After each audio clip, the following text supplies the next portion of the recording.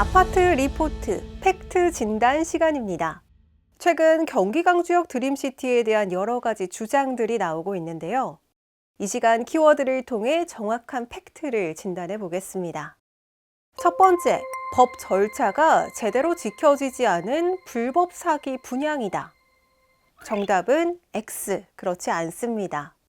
현재 쌍용지구 도시개발 사업은 도시개발법에 따라 적법한 절차를 이행하며 진행되고 있습니다. 또한 보유 토지에 대해서는 제자리 환지 배정이 가능합니다. 이렇게 토지 보상 또한 주택법을 준수하며 합법적으로 진행되기 때문에 잘못된 정보에 주의하셔야겠습니다. 두 번째, 구역 지정이 되지 않은 상태에서 분양 홍보를 하고 있으므로 허위 사실 유포다. 정답은 X, 사실이 아닙니다. 경기도에 확인한 결과 쌍용지구의 도시개발구역 지정 완료 시기는 2025년 3월입니다. 구역 지정이 되지 않은 것은 사실인데요. 이에 대해 경기 광주역 드림시티는 예비 입주민들에게 구역 지정이 완료되었다고 설명한 적이 없다고 밝혔습니다. 오히려 구역 지정의 진행 상황과 완료 시기를 상세하게 고지해 온 것으로 알려졌습니다.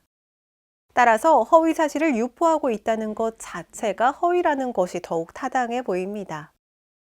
세 번째, 토지 사용 권한이 확보되지 않은 상황에서 예비 입주민을 모집하면 안 된다. 정답은 X입니다. 먼저 토지 사용 권한에 대해서 짚고 넘어가야 합니다. 토지 사용 권한은 토지를 점유 또는 사용, 수익하는 행위를 정당화하는 근거나 원인을 뜻합니다. 이를 확보하기 위한 대표적인 근거가 바로 토지 사용 승낙서인데요. 하지만 경기 광주역 드림시티는 그보다 한 단계 더 위인 토지 매매 약정을 한 상태입니다. 매매 약정서에는 정식 계약 체결 이전의 합의 사항이 명시되어 있는데요. 이 내용들은 법적 요구 사항을 충족함과 동시에 양 당사자의 권리와 의무를 명확히 해주는 역할을 합니다. 또한 향후에 발생할 수 있는 오해나 분쟁도 예방할 수 있습니다. 따라서 더 확실하고 안정성 있는 권한을 확보했다고 봐야 하기 때문에 위에 언급한 주장은 의혹일 뿐 사실이 아닙니다. 네 번째, 광주시의 협동조합 설립 신고를 하지 않았으므로 불법이다. 정답은 X, 불법이 아닙니다. 민간 임대주택에 관한 특별법 제5조 3의 1항을 보실까요? 민간임대협동조합은 관할 시장, 군수, 구청장에게 신고하고 공개 모집의 방법으로 모집해야 한다고 명시되어 있습니다. 이 때문에 경기 광주역 드림시티의 입주자 모집이 불법이라는 건데요. 하지만 이것은 어디까지나 협동조합에 해당하는 조항입니다. 경기 광주역 드림시티는 협동조합이 아닌 사업시행자 방식입니다. 따라서 처음부터 신고의 의무가 없기 때문에 불법이라고 하는 것은 모순이라고 볼 수 있습니다. 마지막입니다. 계약금을 날리고 돌려받지 못할 수도 있다. 정답은 X, 전혀 그렇지 않습니다. 일부 업계 관계자들의 우려들을 자세히 살펴보겠습니다.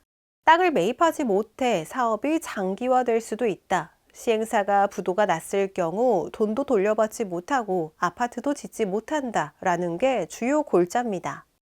아까 말씀드렸듯 경기 광주역 드림시티의 입주자 모집 방식이 사업 시행자 방식이기 때문에 사업에 대한 모든 책임과 권한을 예비 입주민이 아닌 시행사가 가지고 있어 그만큼 손실 위험이 크고 실제로 손실되었을 경우에 큰 피해를 볼 수 있다고 주장하는 것이죠. 하지만 경기 광주역 드림시티의 계약금은 신뢰 높은 M신탁을 통해 관리가 됩니다. 그리고 무엇보다 최우선으로 토지 매입에 사용될 예정이고 착공 이후에는 전세 보증금으로 전환되어서 주택도시보증공사 허그의 보증을 받게 됩니다. 그렇기 때문에 계약금 손실에 대한 걱정도 할 필요가 없습니다. 이렇듯 경기 광주역 드림시티를 둘러싼 논란은 대부분 낭설에 불과했는데요. 예비 입주민분들은 현재 유포되고 있는 허위 사실에 대해 주의하시고 올바른 정보를 바탕으로 경기 광주역 드림시티를 선택하시면 되겠습니다. 지금까지 아파트 리포트 팩트 진단이었습니다.